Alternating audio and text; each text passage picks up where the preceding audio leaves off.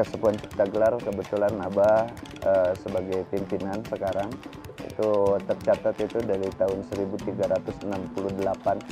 itu dari keturunan pertama yang ada di Cipatat Bogor. Dari Cipatat Bogor pindah ke Lebak Larang, ke Lebak Binong, ke Tegalumbu, ke Pasir Jengjing, terus ke Bojong Kisono, terus pindah lagi ke Sirnarasa, terus ke almarhum Ayah Abah, terus dilanjutkan oleh Ayah Abah. 10 generasi turun-temurun dari zaman dulu sampai saat ini kita mewarisi dari leluhur itu untuk melestarikan nilai-nilai budaya menanam padi. Dan adat istiadat menanam padi dari leluhur sampai hari ini tetap kita lestarikan dan mungkin diregenerasikan ke keturunan Abah berikutnya ke depan.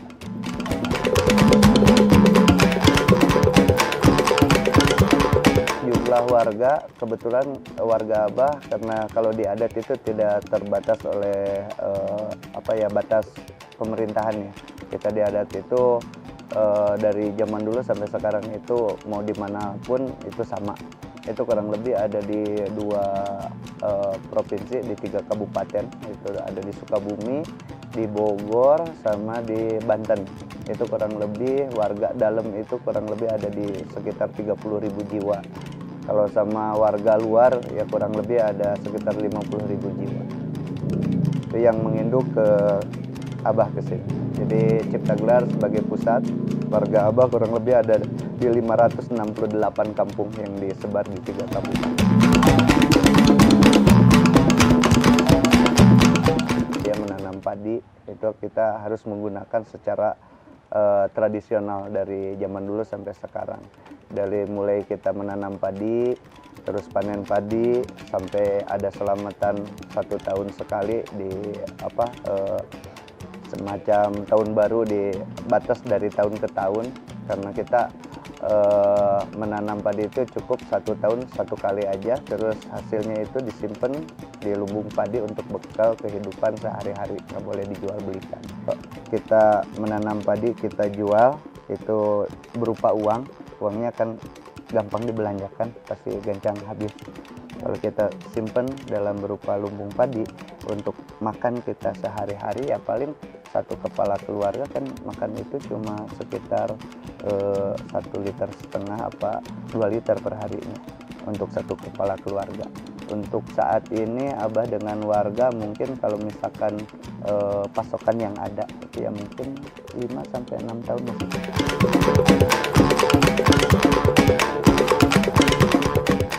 Teknologi sendiri kalau di tempat yang lain mungkin teknologi itu kalau nggak boleh ya tetap nggak boleh masuk. Untuk di wilayah Abah sendiri kita dipilah mana aja teknologi yang bisa kita gunakan, mana aja teknologi yang tidak bisa kita gunakan. Dan rata-rata yang paling penting itu sebetulnya kita sebagai orang tua ke anak-anak itu cuma menjelaskan mana baiknya, mana sisi buruknya. Jadi ya kalau udah kita jelasin ya dikembalikan sama warga, sama anak-anak kita. Ya yang penting kan kita kasih tahu bahwa plus minusnya itu dampak teknologi itu seperti ini dan sebagainya. Ya tergolong kita paling banyak ngobrol dengan anak-anak kita, penyuluhan untuk masalah teknologi yang modern. Dan karena untuk teknologi modern juga ada yang sama sekali tidak boleh digunakan di kita, ya kita sebisa mungkin menghindari itu. Jadi ya kita pilih mana yang baik buat warga Abah, ya kita gunakan, mana yang nggak boleh ya kita sebisa mungkin ke anak-anak kita ini nggak bisa digunakan di Abah.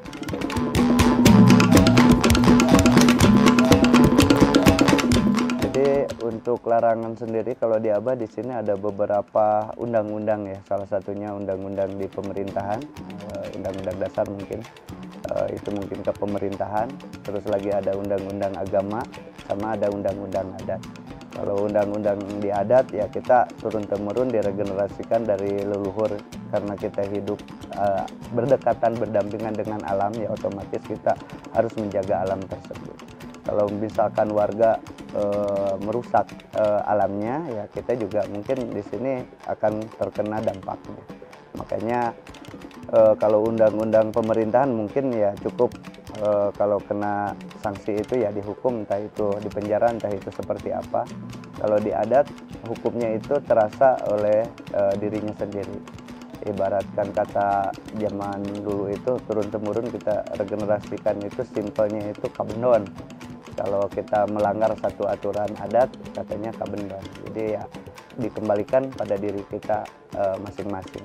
Bahasana teh aya paribasa di abah di dia, genteng ku kadekna lego ku tapakna celaka ku amal perbuatanana. Jadi ya dikembalikan pada diri kita sendiri. Jadi tergantung kesadaran warga di sini, karena mungkin udah kebiasaannya seperti itu dari zaman dulu sampai sekarang. Jadi ya itu yang dipertahankan.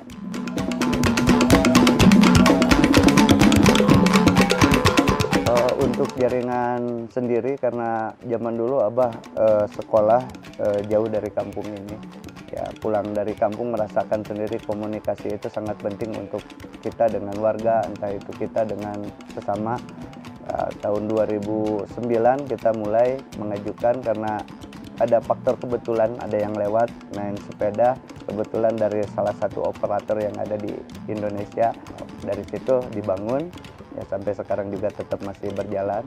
Dan di sisi lain karena operator yang besar-besar itu agak sulit menjangkau yang kampung-kampung yang kecil, makanya ya Abah bekerja sama dengan teman-teman gimana caranya kita membangun jaringan sendiri. Ternyata ada namanya ya ISP ya, Internet Service Provider, yang bisa dikerjasamakan dengan masyarakat dan bisa dikelola langsung. Makanya ya Abah kembangkan. Alhamdulillah untuk saat ini ada di 6 desa yang ada di seputaran Abah. Itu dikelola oleh kesepuhan semua, bekerjasama dengan teman-teman ISP.